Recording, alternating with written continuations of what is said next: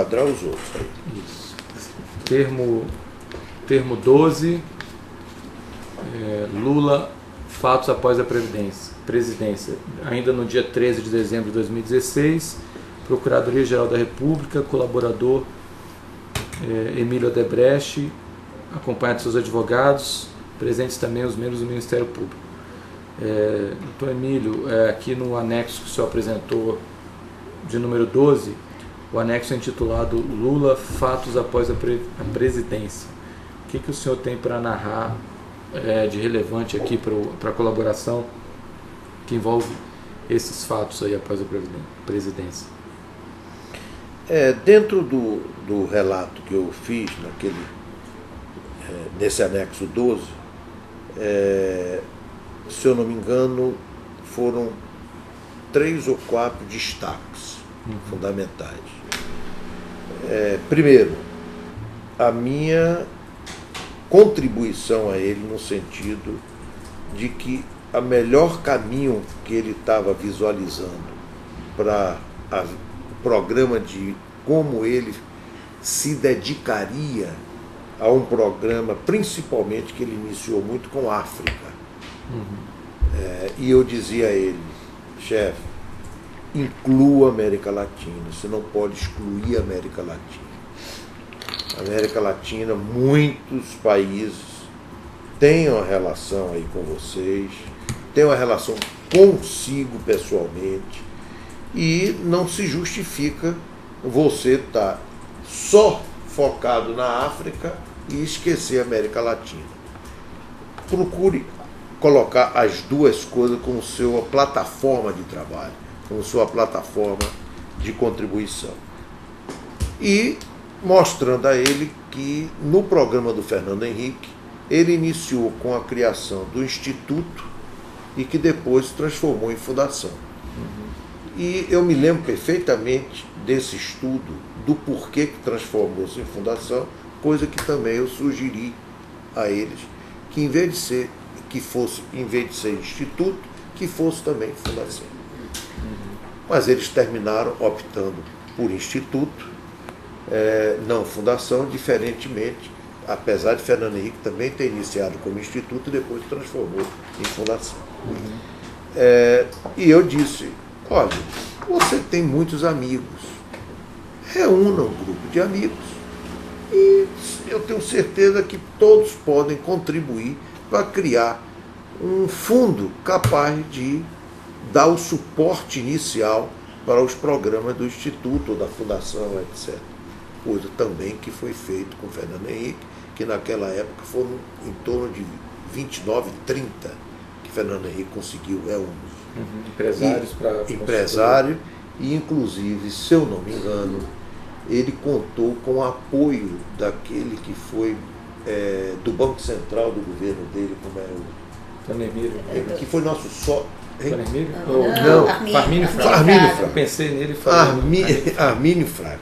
Armínio Fraga, se eu não me engano, com certeza levou um período, que período esse eu não sei, apoiando na formatação e na engenharia financeira, que não é muito difícil, porque Fernando Henrique tem um amor de muquirana muito forte, então aquilo ali por si só, ele se controla. Entendi. E realmente aquilo anda. E está aí, está fazendo um belíssimo trabalho, está sendo extremamente, vamos dizer, contributivo com o país, com as empresas, e quem quer tirar proveito aí, montou um negócio sobre o processo, toda a história inflacionária brasileira que ele tem, não sei se já tiveram oportunidade, vale a pena, muito bem montado, e é totalmente interativo, muito bem montado. Então eu vendi isso a ele, chegamos a estudar, que eu autorizei o pessoal no programa de ver o local que eles poderiam, até para dar, vamos dizer assim, ideia inicial. Tinha aí um programa para que o cara, eu acreditava tanto pela ideia que ele tinha de botar as coisas todas que vinham de lá, etc., que era um verdadeiro museu para ficar à disposição também. Então teve uma área que foi identificada, eu autorizei a pegar essa área Se não, depois, se não naquela época com boom, vamos dizer, imobiliária, etc., a gente vendia se ele não se interessasse. Que de fato não se interessaram, que eles resolveram ficar numa área que eles já tinham e nós nos desfizemos da área depois. Isso foi um terreno aonde? Em São Paulo? Não conheço o detalhe, foi aqui em São Paulo. Lá em São Paulo. Aqui em São Paulo.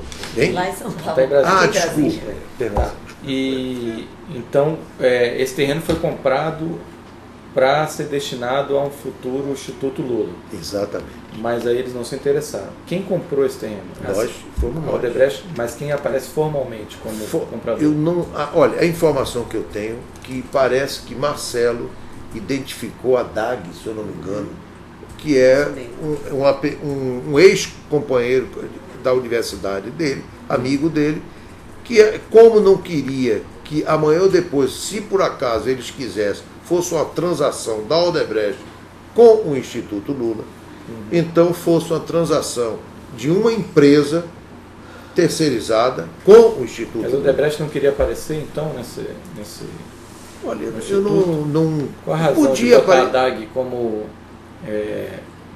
mas foi exatamente por isso. Para o Odebrecht não aparecer. Não, na hipótese de fechar o negócio, que o Instituto quisesse aquele terreno, não fosse uma negociação da Odebrecht com o Instituto. Até porque aí viriam as doações de outros. Eu conheço o empresário.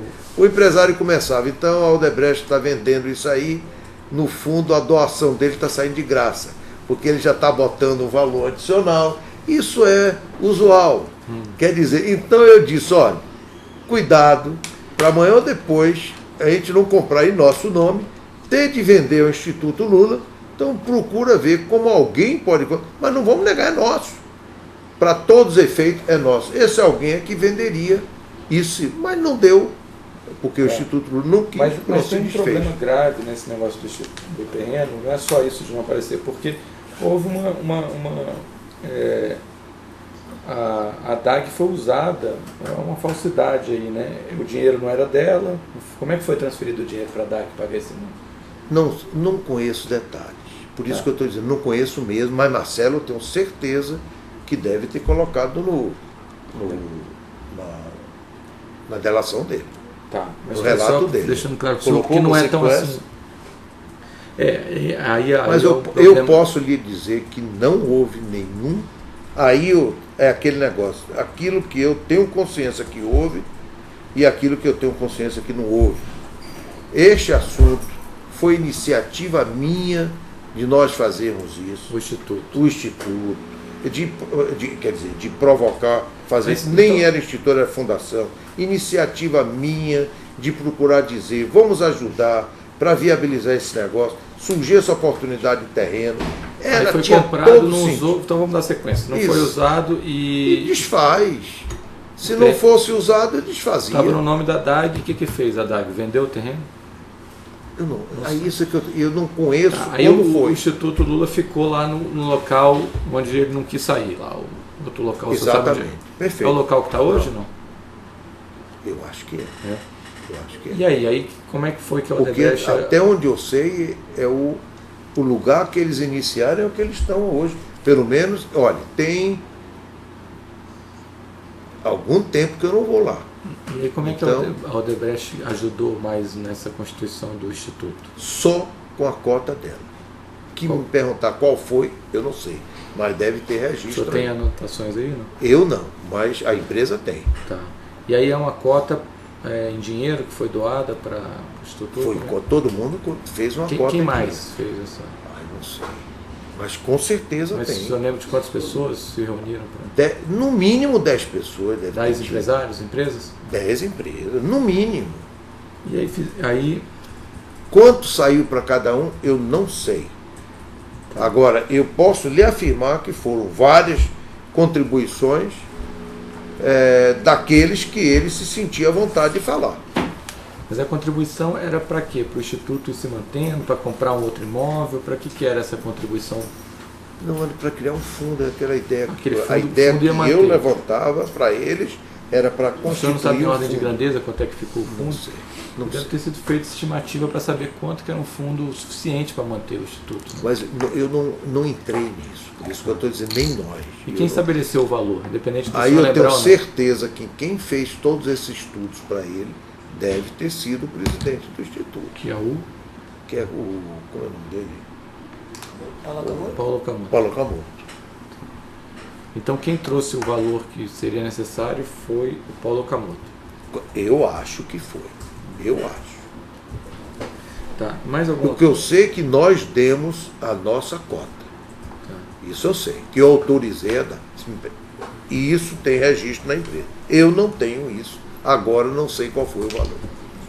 Tá. E ainda sobre esse tema do Instituto, o que mais que o senhor tem a dizer, a relatar? Do Instituto não tenho nada mais, a não ser aí agora o desdobramento da atuação do Lula. Relação para o Instituto. Ainda.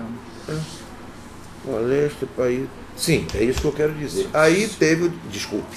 Ainda em relação ao Instituto, para a gente fechar, o senhor esperava, em contrapartida, que o Lula atuasse de alguma forma em favor do Odebrecht, com essa doação ao Instituto Lula, esse financiamento? Por que foi tomada essa iniciativa em relação... Com o Instituto, não.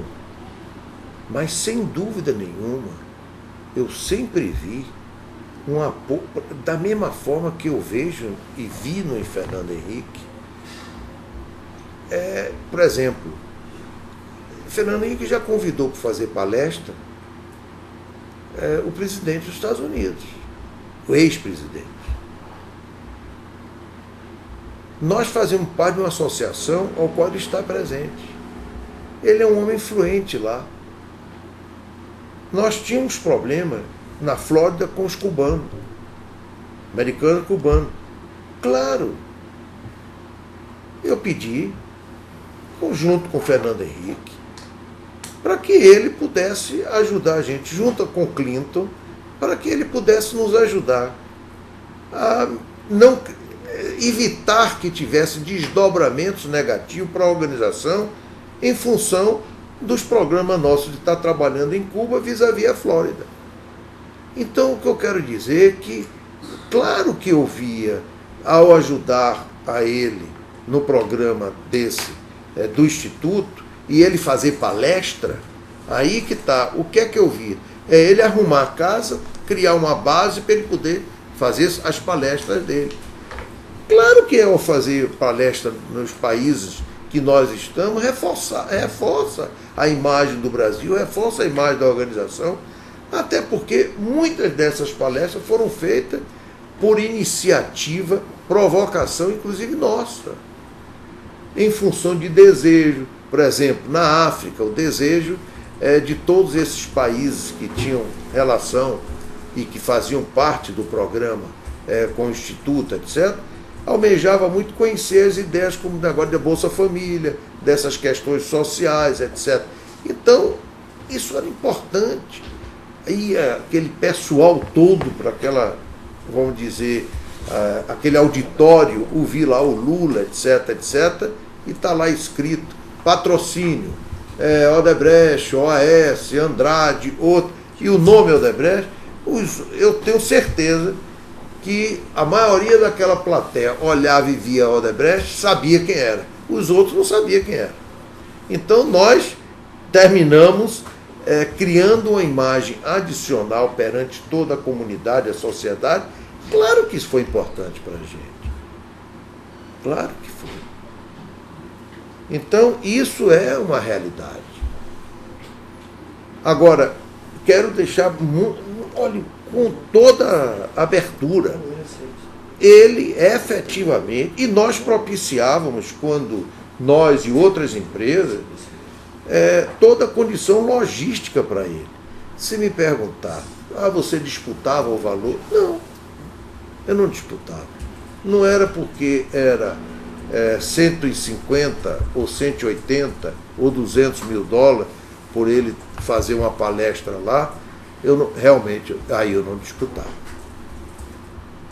E tenho certeza que nenhuma outra empresa que ele fez palestra para várias também disputava. Porque não era aí. O intangível que ele criava era muito grande para a organização, para toda, para o país e para as organizações. Okay. Então já entramos aqui no tema das palestras. Sobre o Instituto, você quer perguntar? Não. Nas palestras, então, além das palestras em si, que a Odebrecht levou o Lula para algumas palestras, o senhor falou aí que abria portas, que o Lula era uma pessoa, o nome da Odebrecht lá associado era bom.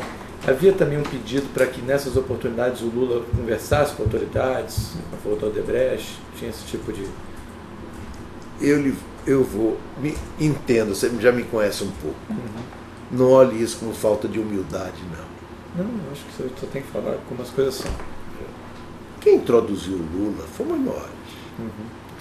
O senhor está falando especificamente de Angola ou de todos os países? Todos os países. Todos os países que nós levamos ele. A nossa relação com esses países é muito grande. É de quem integrou-se ao país. Nós somos considerados empresas locais. A bandeira brasileira está lá. Vocês não têm noção do que representa o Brasil via Odebrecht. Vocês não têm noção. Só vendo. Eu pediria à PGR que pudesse montar um programa para perceber o que nós estamos dizendo. Nada como... uma coisa eu estou dizendo aqui, outra coisa vocês poderem avaliar em loco. Olhe, eu me orgulho desse trabalho. A gente teve uma boa noção, em razão dos outros colaboradores da Nexo, da presença do que é o Odebrecht em alguns países. Mas infelizmente quero dizer ao senhor, está tão integrada que se integrou às vezes nas más condutas desses países também. Mas olha, é verdade, né? É verdade. Que às vezes piores do que o Brasil, né? E países mais pobres que o Brasil e sofrendo do pior mal que um país pobre pode sofrer, que é a corrupção. Eu tira o dinheiro do povo, né? Por isso que eu disse ao senhor, nós não temos só o lado... então assim, por isso que, olha, não vou aqui querer passar, vamos dizer, cobrir com pano aquilo que efetivamente existe de ruim. Tem, sem dúvida. Eu não vou estar aqui justificando o porquê. Não adianta, não é isso. Tá certo? Agora, temos de compreender a escultura, temos de entender. Por isso que eu abri lá no início. O que eu fico triste é as pessoas não assumirem. Tá. Não, mas a gente já falou, e acho que não, o local aqui não é de debate, a gente sabe que tem essas duas, mas vamos voltar ao tema aqui. Então, nesse anexo aqui, a gente já falou do Instituto. As palestras, tem mais alguma coisa que... Então, a Odebrecht levou o Lula, mais ou menos, o senhor tem esse número? Quantas vezes para dar palestra? Onde foi? O senhor tem esses dados? Olha, foi tudo fornecido. Isso é claro que... Como é que era? O Lula, quem que arrumava a palestra? Assim? O Lula vai dar uma palestra em tal país. Era o Odebrecht ou o Lula que fazia essa ideia? Não. Aí, o que é que... Alexandrino, que eu tenho certeza que ele deve ter colocado isso exaustivamente no programa do relato. O senhor pode falar a parte que o senhor acompanhou. Eu pedi a Alexandrino, interessa a gente. Eu não preciso, nós, Odebrecht, não precisamos de Lula para agir lá com o governo. Isso nós não precisamos. Ao contrário, quem vai introduzir Lula somos nós. Muito bem.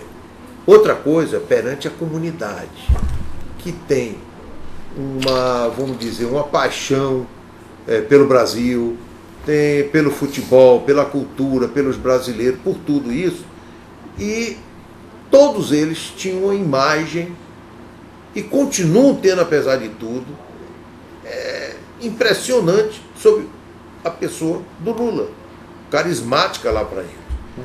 Então, ele ir lá e fazer o negócio onde a gente possa unir várias elites locais aqui, isso é positivo para a gente. Então procure ver qual é o programa que o Instituto tem este ano de ida a países, qual é o programa, que começava por aí. Aí ele vinha, me trazia essa relação de qual era o programa que existia de viagem de Lula para os países tais, para motivos diversos. Eu digo, procure ver como você vê, dá oportunidade de fazer nesses países aqui, principalmente nesses que nós estamos presentes e temos objetivos, ou porque já estamos lá, ou porque pretendemos ir, se ele efetivamente se dispõe a fazer essas palestras. Pronto, era assim que surgia. E aí o Alexandrino interagia com o Instituto, conhecendo esses programas, e se fazia. Então, era assim que surgia. Aí tinha um plano. Então, muitas vezes, ele ia para a África, nos países tal, a gente ajudava. Aí vinham outras empresas que estavam também mais em determinados países do que nós, então elas lideravam.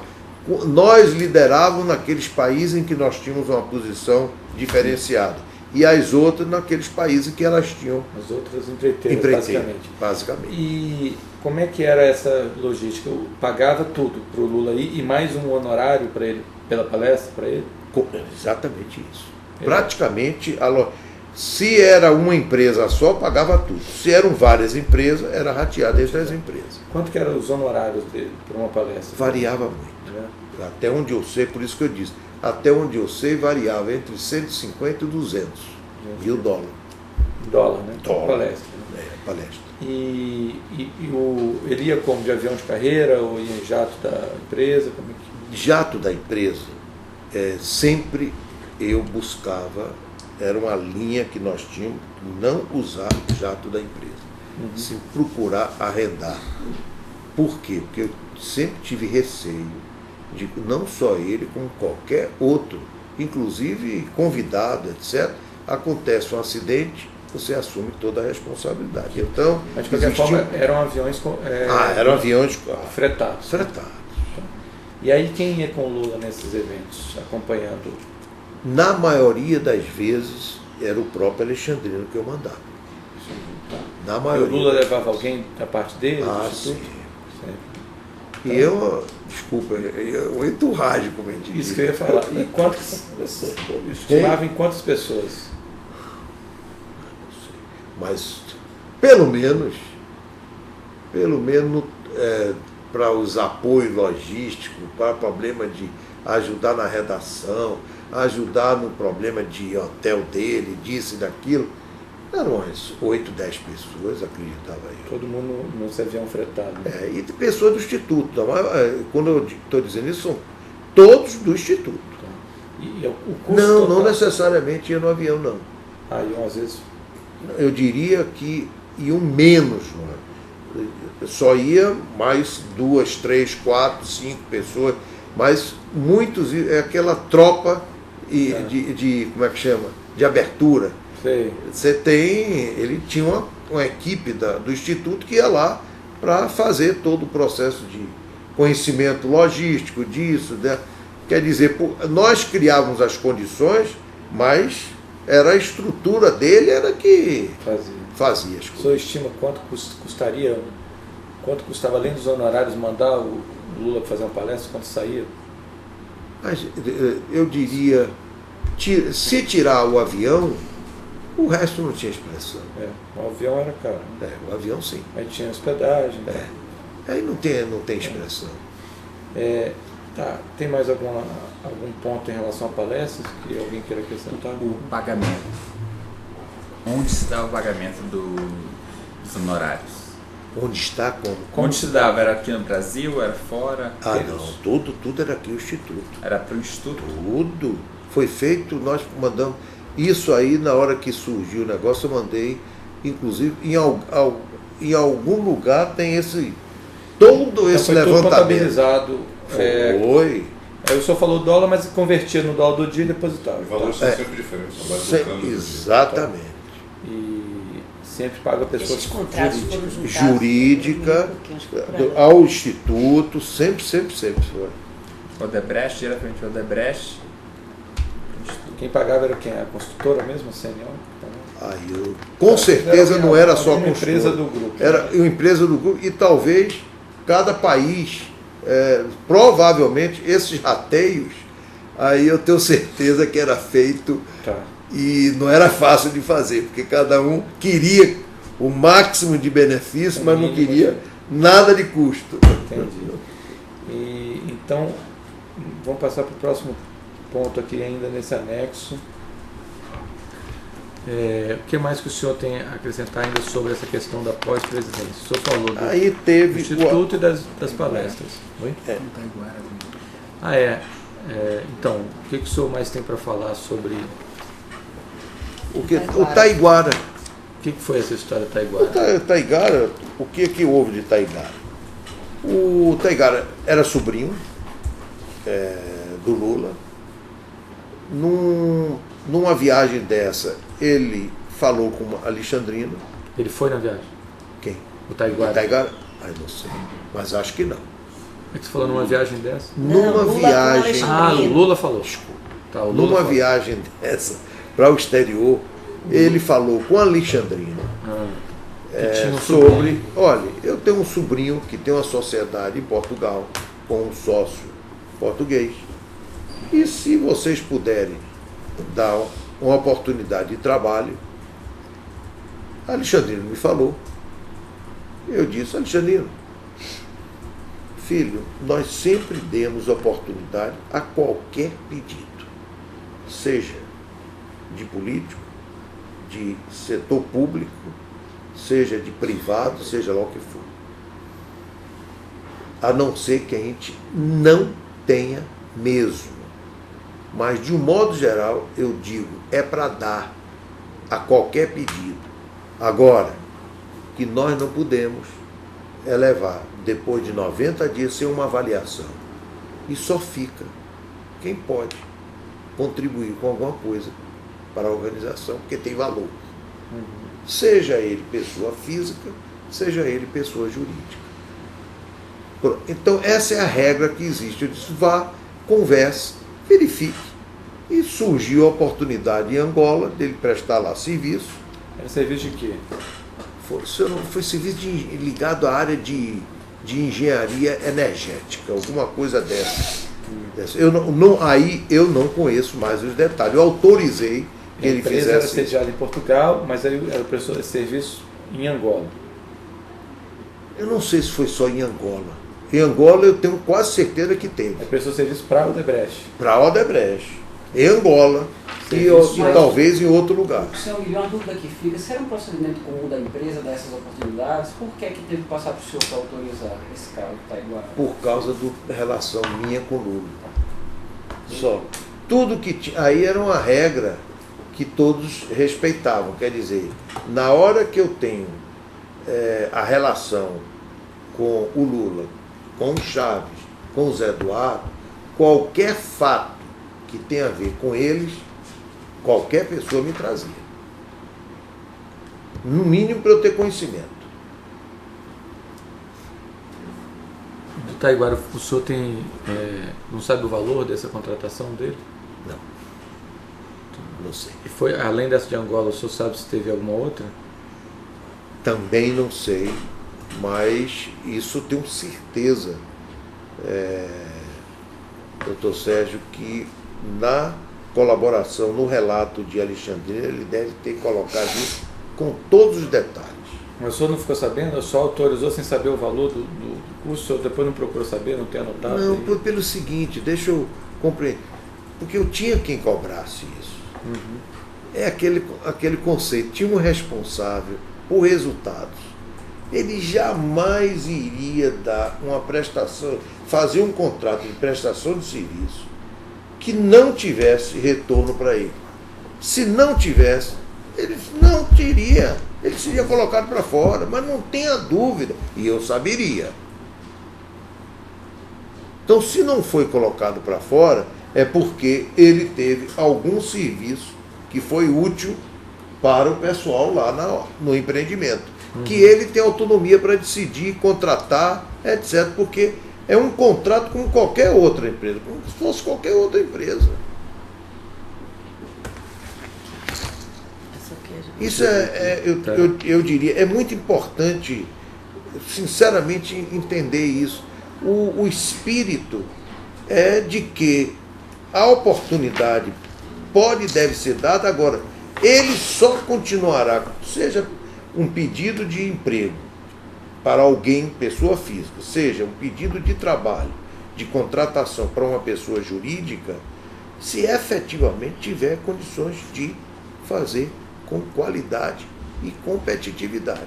Senão, não continua. A gente dá a oportunidade e a questão de 2, 3 meses é colocado para fora. O senhor não pode imaginar alguns telefonemas que eu recebo de político, que eu recebia. Hoje em dia, mais não, que a gente tem mantido mais realmente bloqueado. Mas, no passado, porque 90 dias o pessoal tinha autorização. Não deu no couro, rua.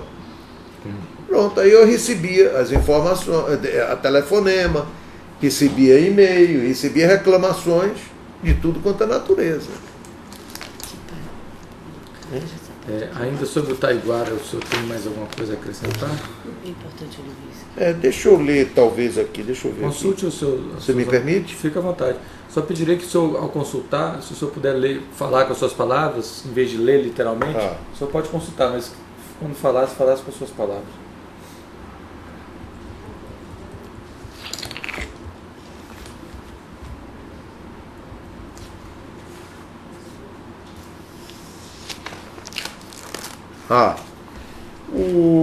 Eu me lembro, inclusive, que teve uma vez que o próprio Taiguara, lá, vamos dizer, fez uma carta para o Lula, que entregou ao Alexandrino, lá no Instituto Lula, numa ida dessas de Alexandrino. Ele deve, com certeza, provavelmente, estar colocando isso no relato dele, de que ele estava insatisfeito porque estava com pouco serviço e de como o Lula poderia nos pedir para que aumentasse serviços. O Alexandrino me tocou dizendo que o problema é que não tinha mais serviço mesmo lá, em função da redução do preço do petróleo. Lá em Angola. Foi lá em Angola. E que ele tinha uma forma de minimizar essa situação que ele estava. E como ele poderia, amanhã ou depois, dar uma contribuição de prestação de serviço em alguma outra coisa lá em Angola, porque ele não estava saindo por falta de competência, nem por falta de preço, nem produtividade, nem qualidade dos serviços.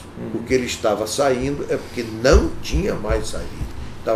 Não é saindo, tinha diminuído sensivelmente aquilo que ele fazia. E aí houve a negociação de algum valor que ficasse por conta de serviços futuros a ele prestar para minimizar o momento da crise financeira. Prestou serviço lá efetivamente? Quanto tempo o Taiguara prestou serviço antes de ter essa crise aí que ele ficou sem serviço? Olha, até onde eu me lembro, isso tem 1 ano, 1 ano e meio. Ele ficou prestando serviço? 1 ano, 1 ano e meio. Até ter essa crise? Olha, eu não tenho certeza, mas não deve ser menos do que 1 ano, não deve ser mais do que 2 anos. Tá. Então aí, mesmo sem prestar serviço, ele recebeu um valor da empresa, quanto foi? Se eu não me engano, foi algo acima de uns 300 mil reais. Reais, né? Cerca de 150 a 200 mil dólares, é bem possível que seja por aí. Ele recebeu como esse valor? Não sei. Quem que ficou responsável por pagar isso? Olha, por isso que eu estou dizendo, com certeza, isso tudo está detalhado no relato da Alexandre. Só mais uma coisa. A Odebrecht está presente em Portugal. O senhor falou que o Taiguara era de Portugal, a empresa era de Portugal. Lá não tinha, não tinha um serviço para ele fazer em Portugal? Não. Nós paramos há muito tempo com a crise portuguesa. Praticamente nós nos desfizemos de algumas concessões e não tinham mais. Hoje, por exemplo, praticamente o que a gente tinha de resíduo de obra de alguns anos atrás, praticamente não existe mais. E a nossa linha é, enquanto não houver uma recuperação plena de Portugal, nós fizemos praticamente 80% da infraestrutura portuguesa. Foi feita pela Odebrecht, uma empresa brasileira. Toda a entrada de Portugal na comunidade, que nós ajudamos, a começar pelaquela ponte, a segunda ponte sobre o Rio Tejo, para desafogar tráfico, etc. Olhe um pouco os lados também. Olhe também, não veja só mas os lados esse lado de fraqueza não é da o objetivo Odebrecht. aqui. O lado não é o objetivo aqui. A gente não está desmerecendo o lado não, mas o objetivo aqui é o lado ruim. O nosso foco é o lado ruim. Agora, vamos passar então Taiguara. Alguém quer perguntar alguma coisa sobre Taiguara? Então o senhor não tem detalhes como foi o pagamento da Taiguara. Tem a questão agora. Mas com certeza eu não tenho mais. Eu não me preocupei, porque eu sei que o Alexandrino com certeza colocou no relato dele. Tá. Você vai encerrar o Taiguara agora? Antes de encerrar o Taiguara, só para passou e perdeu um seguinte ponto. Os fretes, no caso de aviões, jatos executivos, para que o Lula desse as palestras, eram pagos diretamente pela Odebrecht, a empresa fretada, ou por intermédio de outra empresa? Como que se aperfeiçoavam os pagamentos? Repare, que eu sei que nós éramos responsáveis, total ou parcialmente, a depender do número de empresas que participassem como patrocinadora do programa dele num determinado país, ou a gente assumia 100% sozinho, ou dividia com outras empresas também que estavam patrocinando. Agora, a forma disso ser feito, pode ficar certo, no relato do Alexandrino deve estar tudo ali. Deve não, tenho certeza que está explicitado. Porque era quem coordenava tudo isso. Era quem, como eu disse, ele é quem fazia para mim toda essa parte dessa logística. Eu dizia a ele, interessa ir ao país, daí para frente você que tem que administrar a logística disso tudo. Mudando desse ponto. Eu tenho aqui no relato, agora tem. Inclusive, é comentado aí que um dos programas foram feitos também por pagamento por outras empresas. Uma delas, inclusive, a própria DAG, que era a empresa que também foi solicitado para fazer o negócio do investimento no terreno. Entendeu? Que tem a ver com a relação que ele tinha, que tem com o Marcelo. Mudando para outro ponto, vamos tratar do ponto de uma relação de vamos seguir aqui. Se você quiser abordar esse ponto. Vamos. Ainda dentro desse anexo, doutor Emílio, qual é o próximo ponto que o senhor tem para destacar nesse tema dos fatos após a presidência envolvendo o ex-presidente Lula? Vale a pena ele dar uma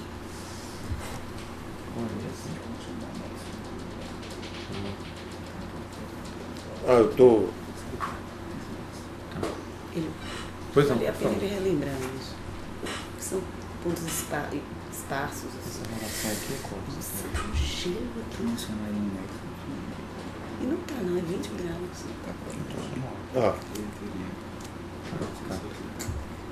De uma forma ou de outra, eu já abordei, mas eu vou repetir aqui em termos peculiares desse relato aqui, desse anexo.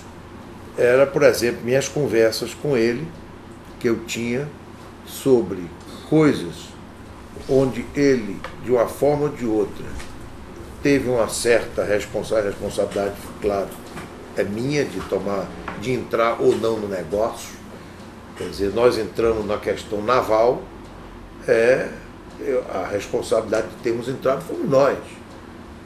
Agora, eu no início, quando ele lançou no primeiro mandato, eu não fui. E eu sei que ele não ficou satisfeito que eu não tenha entrado nesse programa. A Camargo entrou, todas as empresas entraram, nós não entramos. Por que não entramos? Porque não estávamos preparados naquele momento para entrar. Não entrou no só programa naval? Naval. Tá. Entramos no programa depois que foi criado aquele negócio que a gente viu que tinha pé e cabeça. Qual? Já com a Petrobras.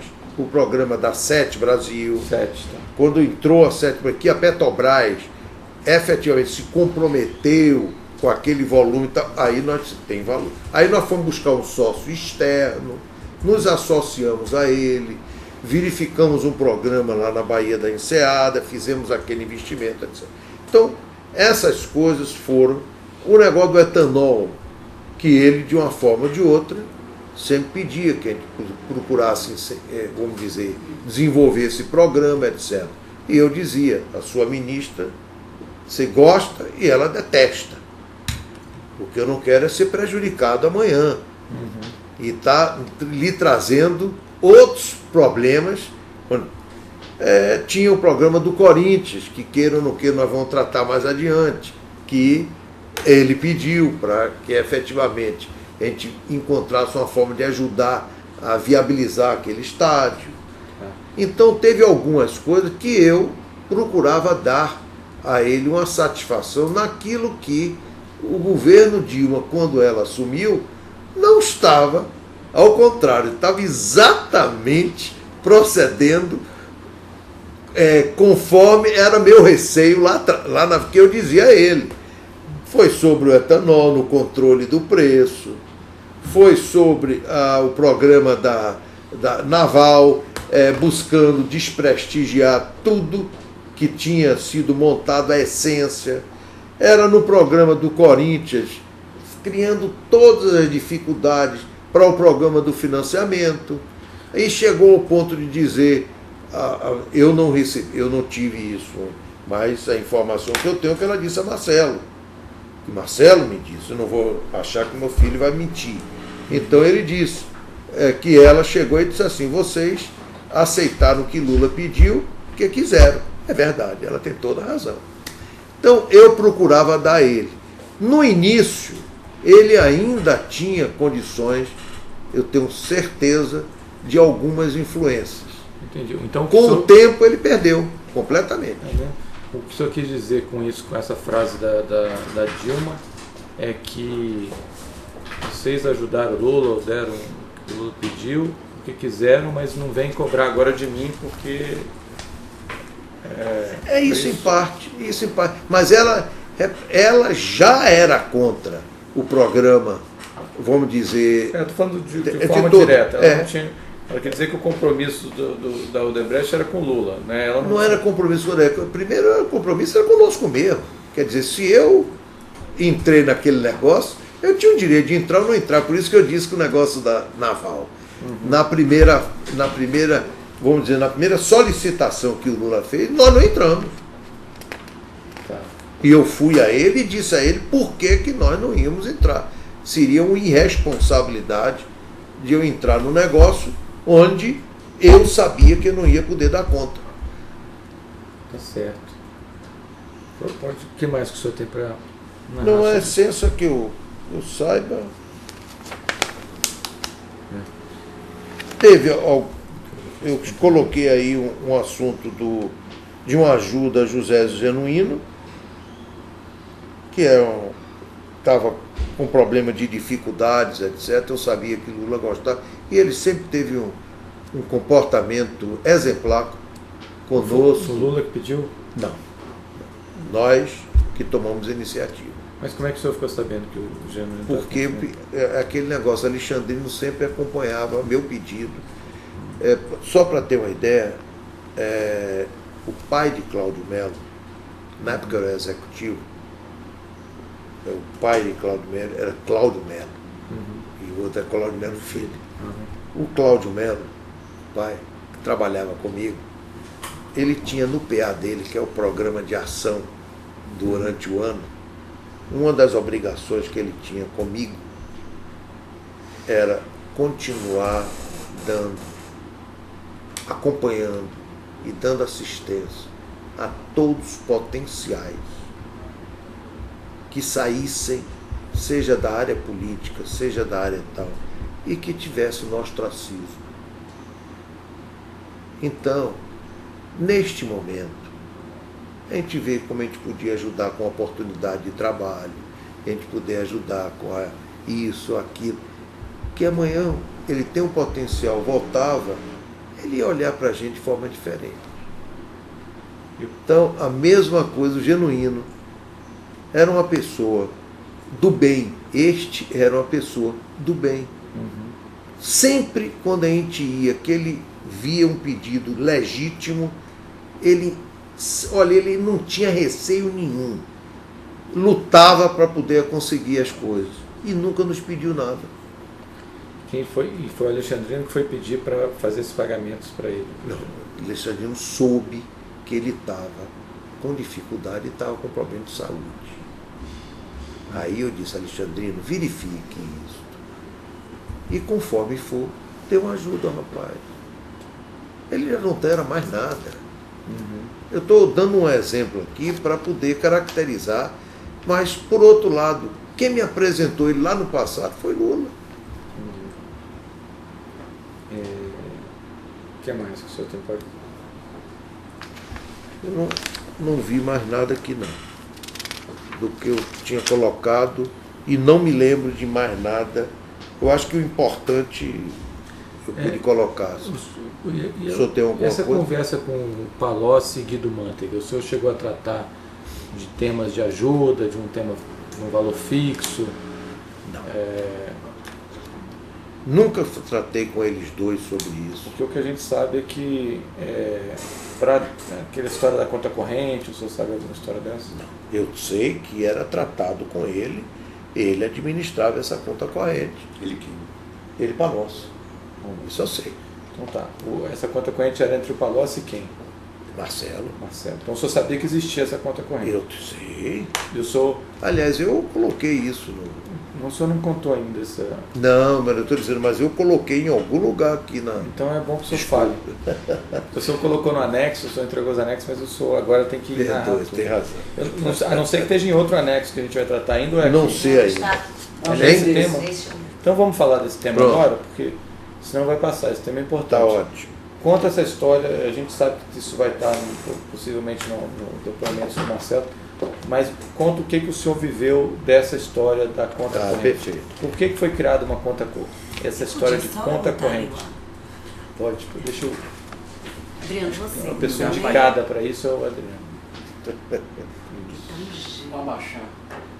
Mudar a palheta. Eu acho que é mudar a Você palheta. não quer ficar aqui nesse cantinho? Vocês querem dar uma pausa agora, já que a gente pausa? Não, pronto, tá ótimo assim. Então vamos lá. Pode ficar desse lado aqui, ó. Não, assim não. Passa pra Mais cá. pra cá, se quiser. E agora ele tirou de Por mim. conta do frio, né? Não Ele tem tirou que de mim totalmente agora. Tá. Então vamos lá. A questão dessa ajuda esse relacionamento Palocci, Guido Mantega e Marcelo. Havia aí pedidos de dinheiro e o Marcelo tendo que administrar isso. Como é que essa história da conta corrente, como é que é essa história? Primeiro, o pedido de ajuda para as campanhas era feito pelo Lula a mim. Isso. Só conta isso. Inicial, esse era o I0. Sei. Muito bem. Eu chegava, na época do Novis para o Novis, na época do Marcelo para o Marcelo, e dizia, porque eu perguntava também a Lula, quem é que vai tratar desse assunto? Da minha parte, vai ser o Novis, quando era Novis, ou é Marcelo, quando era Marcelo. Ele me dizia, é o Palocci. Eu digo, então, o senhor me faça um favor, avisa ele de que ele pode procurar ou Novis ou Marcelo, a depender do país. O senhor contou isso aí ainda no E eu chegava para ele. governo Lula ainda. Nas campanhas do Lula, presidente. Nas campanhas de Lula presidente. Tá, então vamos lá. É exatamente isso. Tá. Pronto. Aí, no caso de Marcelo, sei que ele desenvolveu uma conta corrente que dava para esse pessoal. Por quê? As pessoas queriam valores para efeito do seu planejamento na área da campanha, as informações que eu tinha.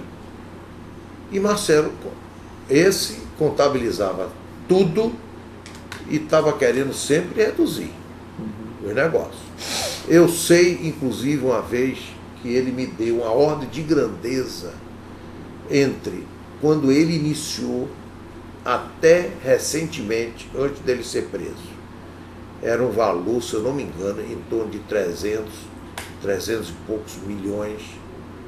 Era a conta corrente que já tinha dado baixa em uma série de coisas, claro. Não era que isso fosse o saldo. O movimento da conta corrente tinha dado mais ou menos isso. Só para explicar. Quem administra? Desculpe. Para explicar o termo conta corrente que a gente está usando aqui, conta corrente, então, era em vez de o Marcelo ficar dando toda vez que pediam dinheiro para ele combinou de que ele ia disponibilizar um valor que ia ser depositado numa conta, como se tivesse separado, daí o nome conta corrente, e a cada pedido do Palocci e do Mantega, o Marcelo ia batendo esses pedidos desse valor fixo. Assim eu entendo. Agora, quem melhor pode falar, porque não foi eu que acertei isso.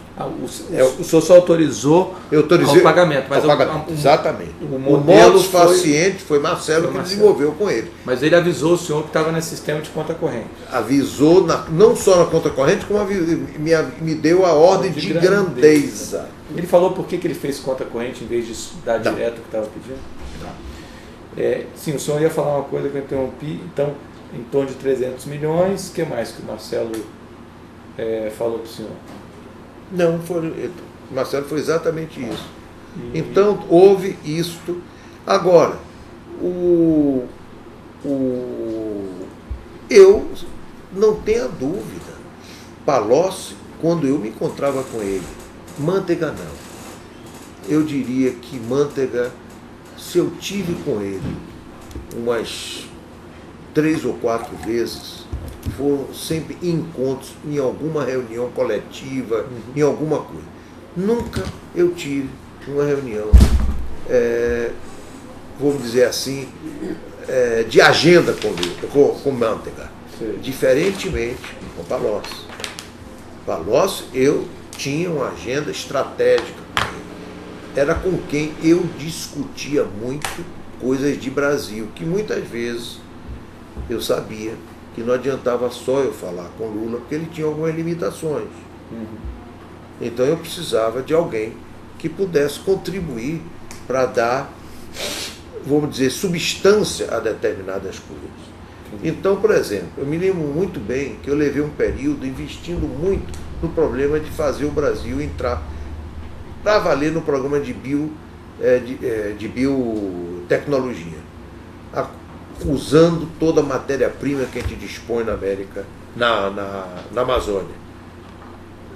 Eu sei que era difícil para o nosso amigo absorver até ele.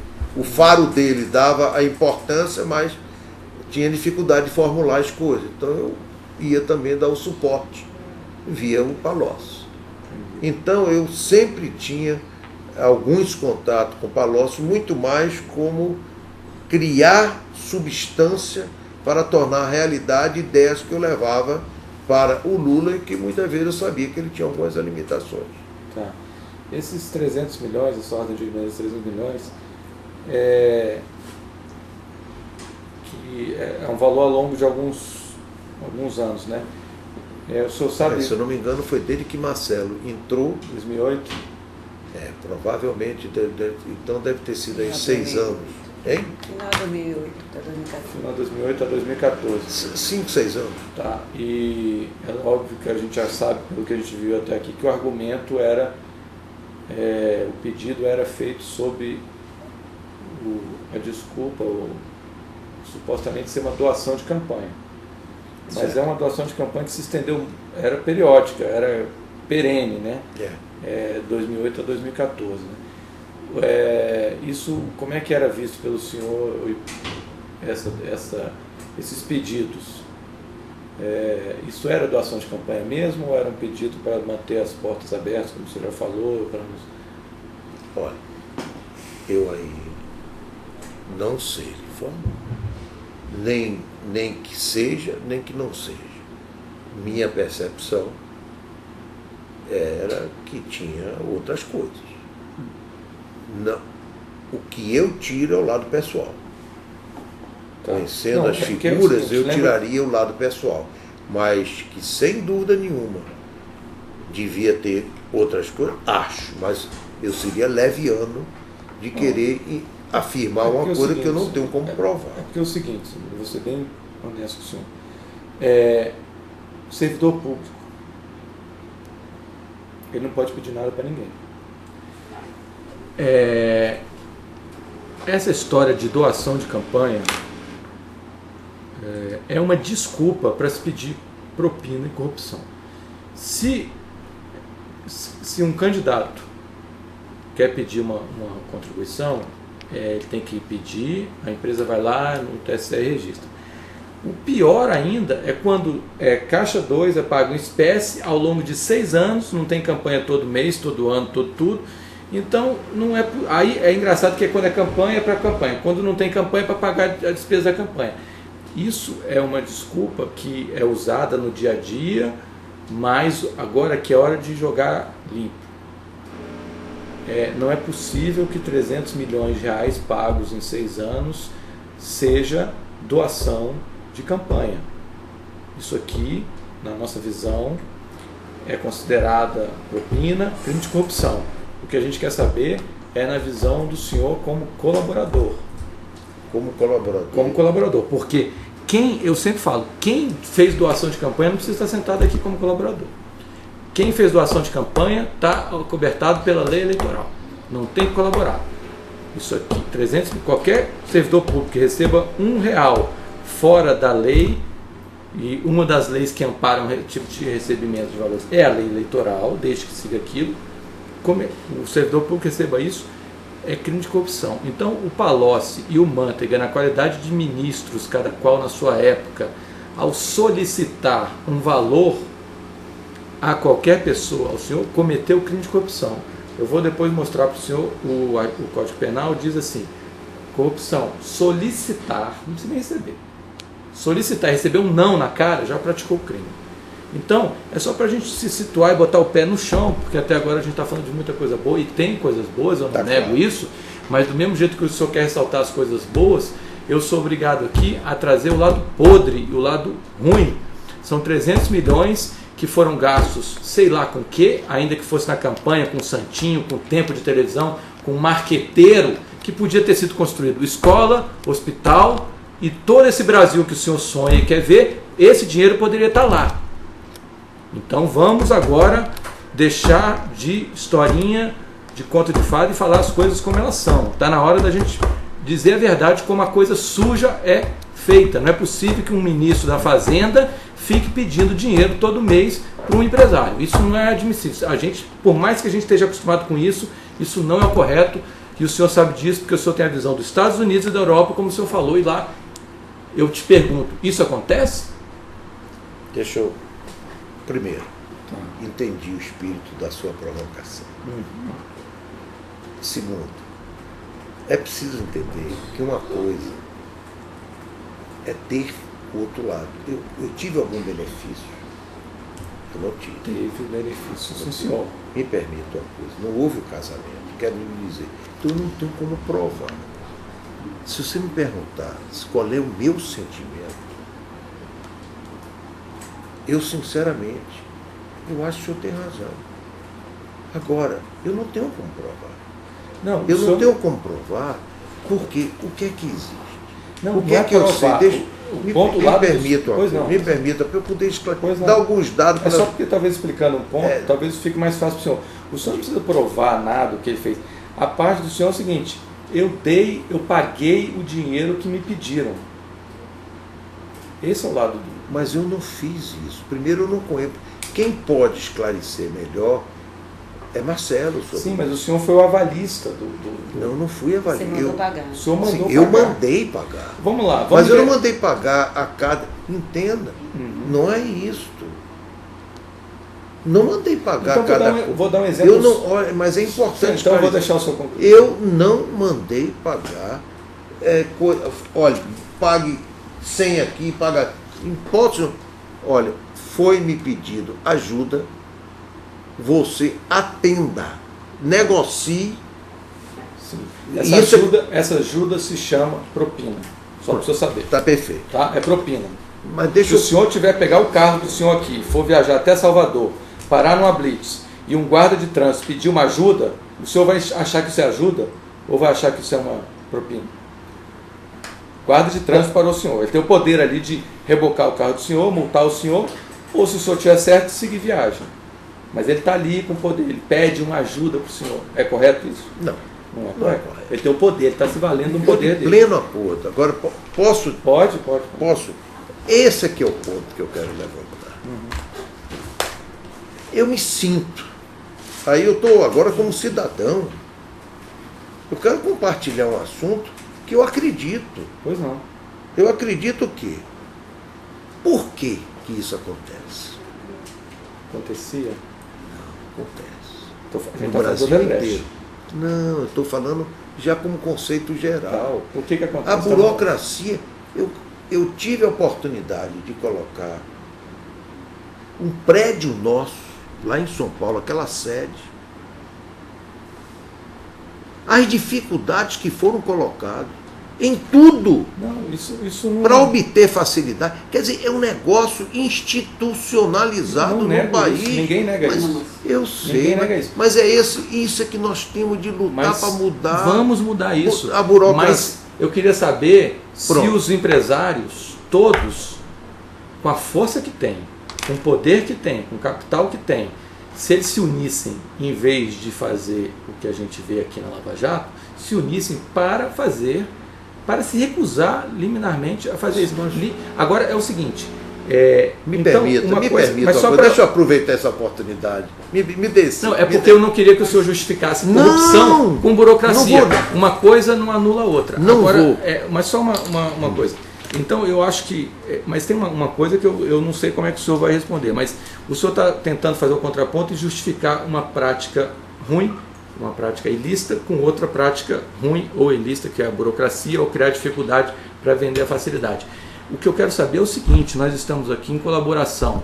Se o senhor está justificando, eu quero saber o seguinte: se a Odebrecht encontrar os mesmos obstáculos pela frente, burocracia, etc, o que ela vai fazer daqui para frente? Nada. Mais. Ela vai pagar 300 milhões de reais? Jamais. Então pronto. Mas era isso que eu queria dizer. Nós já mudamos. Chefe, Se mudou, isso eu lhe disse já. é porque... Na hora que nós definimos, eu cheguei Eu sei, e mas é estou porque aqui. da forma como o senhor estava narrando, parecia que não tinha nada de errado. Não. Eu não estou dizendo que não tem nada de errado. O que eu estou dizendo que eu não tenho como provar isso. Não, mas É não diferente. Não é o ponto. E até para tornar a história crível, são valores milionários repassados, que o senhor precisa, porque tem que ficar claro, o senhor demonstrar que havia um interesse futuro ou pretérito que justificou esses valores. Deixa eu então... Não só, por exemplo, na hipótese do Taiguara, no Sobrinho, não é crível que uma empresa pague $200 mil para alguém por serviços a serem prestados. E o senhor disse aqui, chegou a dizer que era uma prática comum da empresa de aceitar funcionários para ver se, nesse caso específico, foi 200 mil. Então, assim, as histórias têm que ser críveis, condizentes com os montantes de valores e com tudo que já foi revelado na operação pela própria Odebrecht. Pronto. Então, assim, nossa função como colaboradores, no ponto daqui, de acusação que estamos na colaboração, da parte ativa, é justamente apontar para o senhor eventual contradição que o senhor está falando. Então, para tornar a história crível, o senhor tem que chegar nesse ponto que o meu colega está mencionando. Eu estou entendendo. Havia atos de corrupção, a empresa, ao pagar esses valores, ou teve algum benefício para trás, ou estava esperando um benefício para frente. Porque ninguém dá para qualquer pessoa os valores que o senhor destinou para o Lula. O senhor acabou de mencionar aqui o Instituto Lula, jatos, se não for para obter alguma coisa, ou em agradecimento de algo que obteve. Está muito claro para a gente que viu o relato do senhor, nas entrelinhas, que é isso. De tudo que o senhor contou, de todo o contexto. Mas o senhor precisa dizer que está claro para o senhor também. Para que, como colaborador, a colaboração se concretize. Deixa Tá entendendo? então. Agora, se o senhor disser que não está claro para o senhor esse contexto, de que a empresa intermediou todos esses valores para o benefício obtido, ou alguma coisa que iria obter, aí fica difícil. Até a gente, como ordem de acusação, dizer, não, temos uma colaboração, aqui está, a colaboração foi efetiva, sabe? É isso que eu estou querendo. Eu não posso dizer que é claro para mim. Eu posso dizer que eu concordo. E concordo com a interpretação. Também acho que tem alguma coisa. Agora, eu não tenho como provar. Como é que eu vou dizer que existe? Vou dizer uma coisa. Aí me perdoe. Mas me perdoe. Deixa eu dar uns dados aí. Me veja. Eu acho que é bom o senhor estabelecer um paradigma, que o senhor está partindo de um paradigma diferente do nosso.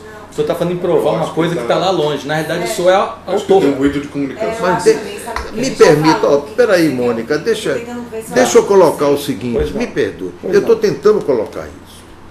Primeiro, eu teria negociado, talvez tivesse negociado da mesma forma que o Marcelo negociou. Peraí, calma. Eu não conhecia esses detalhes. Também, no íntimo, no fórum íntimo, eu não tenho dúvida que alguma coisa foi. Por exemplo,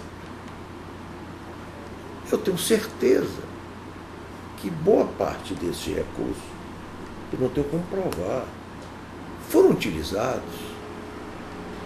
Por isso é que está no tempo, porque isso não é um negócio que se faz no momento pontual, isso é um dado importante.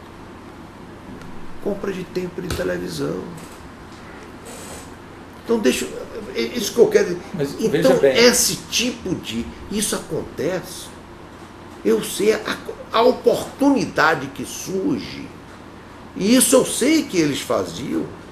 A oportunidade que surge pode ser em qualquer momento. Então não me surpreende. Agora, é correto isso? Não. Claro que não é. Mas deixa eu explicar só uma coisa para o senhor. Mas eu não tenho condições de provar isso que eu estou querendo. Essa frase que está atrapalhando, eu acho, talvez o seu raciocínio. Tenta eliminar essa frase de prova. Prova é uma outra coisa. A gente não precisa provar uma coisa para saber que ela existe. O senhor está respirando aqui e eu não preciso provar que tem oxigênio aqui dentro. Voltando à analogia do guarda de trânsito, porque simplificando as coisas fica mais fácil de entender.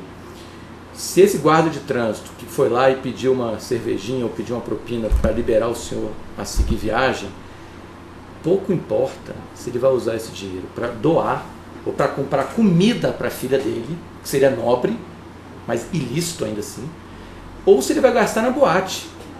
Isso é corrupção do mesmo jeito. O senhor está querendo definir o tema aqui nosso, se ele vai comprar o tempo de televisão, se ele vai botar na campanha ou se ele vai gastar na boate. Pouco importa. No caso é o seguinte, não pode pedir dinheiro. Sim. E não pode dar dinheiro. Eu realmente não me comuniquei. Não pode nem dar dinheiro, nem pedir dinheiro fora da... Eu peço perdão, porque eu não me comuniquei. Então vamos lá. Eu concordo que essa utilização desses recursos... O que o senhor quer provar? Tanto fala que não sabe provar, se foi o senhor que eu sei, não estou dizendo... que avalizou o pagamento, não precisa provar nada, o pagamento existe. Então tem a corrupção. Eu não tenho dúvida que é efetivo, e mais ainda, a aplicação deles.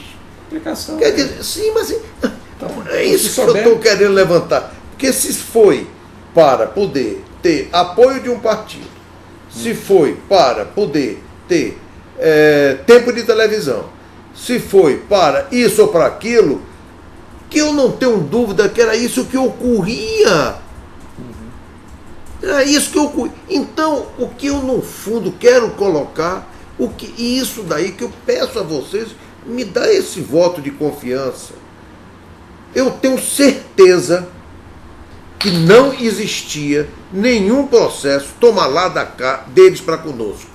Agora, que não está correto eles pedirem, não está correto da forma com que a gente criava essa relação de conta corrente e a forma com que eles utilizavam, para onde eles utilizavam esses recursos. Estou de pleno acordo. Eu só discordo da parte que o senhor falou do toma lá da cá, porque é um toma lá da cá, só que não é tão explícito quanto o guarda de trânsito. Mas então, o guarda de trânsito você me dá o dinheiro, eu te libero da blitz. No caso aí, é um toma lá da cá difuso, porque ele é uma relação... O senhor mencionou o benefício de um trânsito, Posso dar a palavra que eu uso muito? Posso marcar audiência, ainda que o senhor não atrele especificamente a um contrato, o senhor não tem ciência de ter atrelado alguma doação para especificamente um contrato. Isso eu é possível. Estou de acordo. Mas assim, pelo lado do senhor, o senhor sabe que teve facilidades de contato. Estou de acordo, então, assim, claro. Porque senão, eu o disse, senhor Emílio, é um hedge. o senhor empresário, Foi um hedge. Foi um pedágio. Tenho perfeita consciência. E o pior é isso, eu sou complacente por ter aceito isto. Isso eu já explicitei. Isso. Então eu não tenho dúvida. Agora, o que eu estou buscando, ter vocês como parceiros também, para me ajudar, porque a mudança nós já fizemos. Chefe, nós já mudamos. Não tenha dúvida quanto a isso. Nós estamos tendo sérios problemas. Nós vamos, não é mudar nós vamos fazer um trabalho de contribuir para a mudança dos outros. Nós estamos mudando fornecedores, nós estamos mudando cabeça de clientes, nós estamos mudando de uma série de coisas. Então, quanto a isso, eu já tive a oportunidade de transmitir, é o que eu chamo dessas mudanças estruturantes. Quanto a isso, não tenha dúvida. Quanto ao outro, o que eu gostaria era que nós precisamos lutar para essa reforma política, não pode continuar, porque é isso que está aí. Então, olha só, essa é a justificativa que eles dão, que no fundo é um negócio... Mas esse é o ponto. Geralmente, se consegue mobilizar um ministro da Fazenda, um presidente da República, e vai uma penca de deputados para aprovar uma medida provisória, ou como nesse caso dessa medida provisória que a gente citou, ou de outras, como é feito, por que não fazer essa mesma força para fazer coisas legítimas, que não interessa só a algum setor, mas ao país? Então, a questão aqui, vamos voltar aqui ao ponto que a gente está toda a discussão aqui foi porque esses 300 milhões, na hora que o senhor narrou, soou como uma coisa que não fosse qualquer coisa diferente de corrupção e de propina. O ponto aqui que a gente está querendo bem deixar claro, mas quem vai deixar claro é o senhor, porque quem está prestando depoimento é o senhor, é se eram valores ilícitos ou não. O senhor está deixando claro que tem conhecimento que era valores ilícitos. O que o senhor não acertou, que foi o Marcelo lá que acertou com os dois ministros, ex-ministros, o Itália e o pós-Itália, como está nas planilhas, foi com a sua concordância, com o seu beneplácito, não é isso? Eu me sinto responsável por tudo. Então, tá, ótimo isso. Eu indago aqui aos senhores, já que a gente chegou num ponto, se a gente pode dar uma pausa para fazer um lanchinho, e depois o senhor quer exaurir logo esse tema aqui? Eu gostaria. Então vamos. Eu gostaria, essas coisas eu então sempre... eu não tenho dúvida que foi efetivamente nada disso que acontecia e que aconteceu conosco, que acontecia generalizadamente e aconteceu conosco, não foi correto. Pronto. Isso daí, eu não tenho dúvida quanto a isso. Uhum. Não tenha dúvida, não tem sentido. E o pedido era um pedido de ajuda, de campanha. Esse eu posso afirmar que era isso. Agora, atrás disso, o processo partidário que existia era isso. Há 30 anos. Isso é que eu estou precisando transmitir para vocês. Por isso que política há 30 anos não é um negócio. Então me incomoda. Não tem risco. O cara pede uma propina disfarçada ainda com... Deixa eu explicitar. O que me incomoda é eu estar pontuando alguém quando eu vejo generalizado. Isso me incomoda. Olha, eu estou sendo... E isso daí é a pior coisa para um homem, é ele se sentir injusto. E é isso que eu estou me sentindo. Vocês estão me fazendo ficar desta forma. Por quê? Porque eu tenho consciência que está errado, mas eu não tenho consciência que todos erraram. Sim, mas todos... É começar por mim. Mas todos estão passando por esse processo que Nem o senhor está passando. Mas quem não passa... Tem porque não salva ninguém. Mas quem não está passando, ou vai chegar o momento, eu espero, ou talvez não passe porque não vai ter essa oportunidade, e tem muita gente que não está passando e não vai passar e vai sofrer as consequências disso, né? Como o Marcelo sofreu em parte as consequências, e não vai ser pior porque ele, felizmente, ele resolveu tomar essa opção aqui, que ao meu juízo é muito melhor. Agora, quem não tomou essa opção, e por isso que eu acho que não se trata de injustiça, o senhor, eu acho que tem bastante sorte de estar aqui, porque quem não tomou essa iniciativa, não vislumbrou essa janela de oportunidade, não vai estar sentado aqui, vai estar amanhã onde o Marcelo está hoje, e por muito tempo. Então eu acho que o senhor não se preocupe com os outros, não se preocupe com os outros, porque é generalizado e a gente está fazendo o máximo possível para... Olha o tamanho que está esse negócio, já expandiu bastante.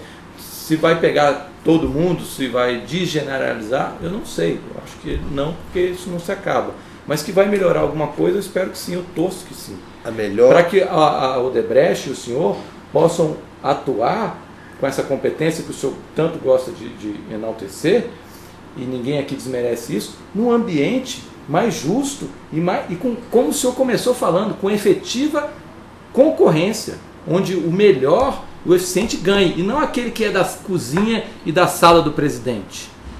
Não é aquele que é amigo do presidente, é aquele que tem a melhor empresa.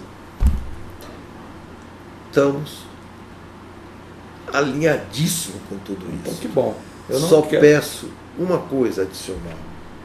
Não vamos ficar só no corretivo. A forma, eu quero ajudar. Me ajude. Qual é a minha ajuda que eu peço? Eu não estou pedindo ajuda para mim. Eu estou pedindo ajuda. Qual é a melhor forma? A melhor forma de eu me ajudar é ajudar o país. Mas eu não acredito que essa organização vá continuar. Ela não vai continuar crescendo nessas condições que estava. Então tinha de parar, etc. Agora, qual é a forma de minimizar o que eu disse ao senhor? É a gente não ficar só no corretivo. Vamos fazer coisas que efetivamente torne diferente, que o ambiente não propicie isso. Porque se nós não fizermos determinadas mudanças, doutor Sérgio, nós vamos continuar tendo uma pressão enorme, indescontrolada, e aí vai terminar se eu tendo quase que o país na cadeia. Haja cadeia. Pois é, doutor Emílio, a gente está fazendo a parte que nos cabe, que é o Ministério Público, e estamos fazendo um pouco mais, que o senhor está acompanhando as 10 medidas contra a corrupção. É uma coisa que não cabe ao Ministério Público fazer, no entanto, ele provocou a sociedade para fazer isso. Nós conseguimos chegar até uma coisa que é difícil, uma iniciativa popular, passar por comissões, passar por votação, e chegar onde chegou, infelizmente, aconteceu o que o senhor viu, né? Houve deturparam toda a proposta, não é mais anticorrupção a proposta, fizeram isso num dia que o país estava de luto, por conta de um acidente aéreo, daí você vê o nível de imoralidade que o nosso país vive, se valer de um acidente que comoveu o continente, o mundo, para fazer isso sorrateiramente. Então a doença é mais grave do que a gente imagina.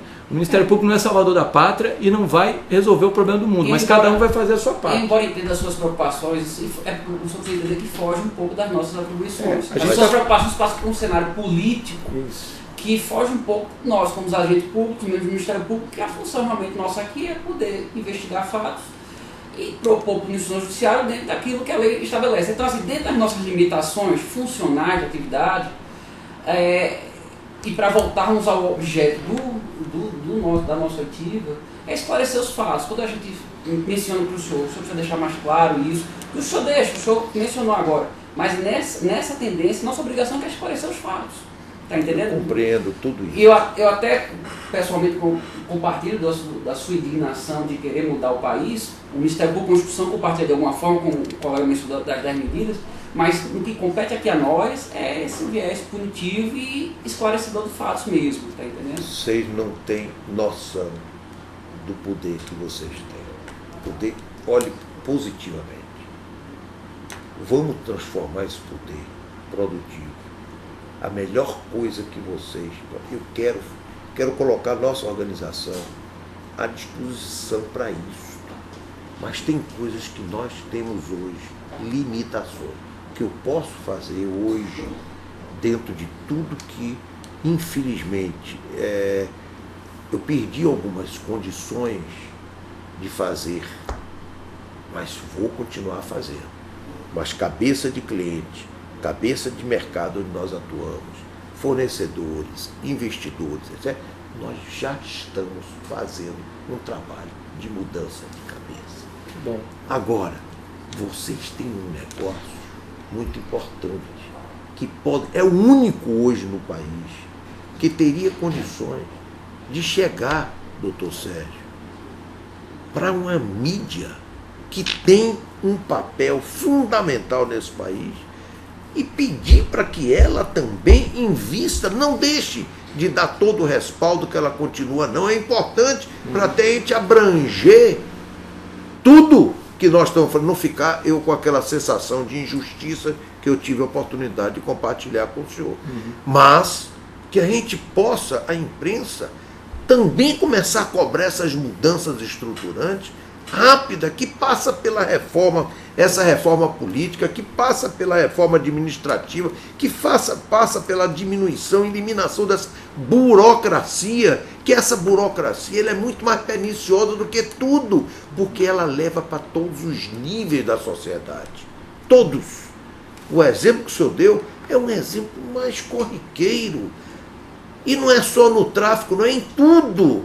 Qualquer coisa que você tenha de problema, seja no problema do gás na casa, seja do problema de energia, seja no problema para pedir licença disso, seja para tirar um passaporte, seja para fazer... Você sempre tem um problema.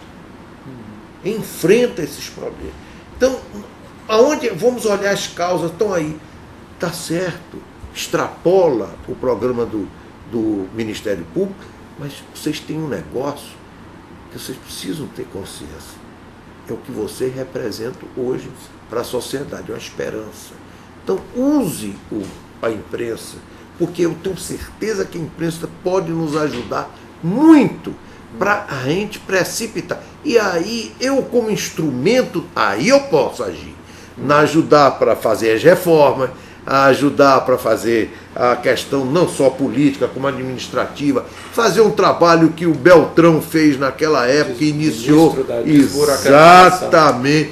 Tem um mundo de coisas que nós podemos fazer e eu acho que vocês têm um papel fundamental. Dentro disso, quero dizer, para mostrar e caracterizar, vamos dizer, a minha disposição, que não é diferente daquela que nós já tivemos enquanto e o que eu procurei ter com todos os meus companheiros para chegar aos relatos que chegaram. Concordo integralmente com suas colocações. Meu estado de espírito era da injustiça, mas eu não tenho dúvida nenhuma que isso que está aí não está correto. Tá. Então vamos fechar. Acho que esse anexo já... O anexo 2, Lula, fatos após a presidência. Isso. Tem mais alguma questão? Estou bem satisfeito. O senhor vai ter a oportunidade de falar ainda, a gente pode voltar. Vamos encerrar esse anexo, então, que a gente fazer uma pausa. Então, encerrando o termo 12, tema Lula, fatos após a presidência, colaborador Emílio Odebrecht, encerrando, então, o termo 12.